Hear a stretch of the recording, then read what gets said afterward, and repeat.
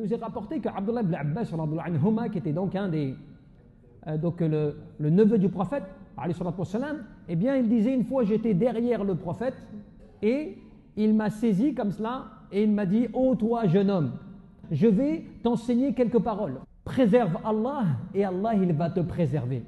Préserve les limites d'Allah subhanahu wa ta'ala et Allah il va en faire de même avec toi. Et lorsque tu demandes, ne demande que à Allah.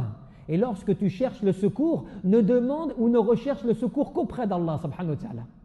Et ensuite, après, le prophète donne une condition générale pour bien rappeler le contexte de ses conseils. Pour dire, voilà pourquoi est-ce qu'il faut que tu demandes que Allah Jalla fi'ala. Et voilà pourquoi est-ce qu'il faut que tu recherches le secours qu'auprès d'Allah. Il lui dit, si toute la communauté devait s'unir pour essayer de te faire bénéficier d'un bienfait, d'un avantage, il ne pourrait faire que ce que Allah a décidé pour toi. L'air de dire, personne ne pourra rien pour toi si ce n'est la volonté d'Allah Jalla fi'ala.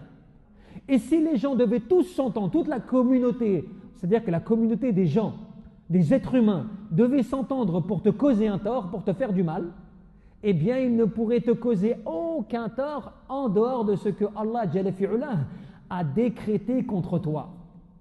Et après il rappelle, la plume a été levée et l'encre a séché. Cela veut dire que les choses qui sont décrétées par Allah Azza wa Jal, elles ne peuvent pas changer. Lorsque tu dois toucher un bienfait, il n'y a personne qui pourra te l'enlever. Et s'il y a un mal qui doit te toucher, personne ne pourra faire en sorte de te l'éviter. Parce que ça dépend d'Allah subhanahu wa ta'ala.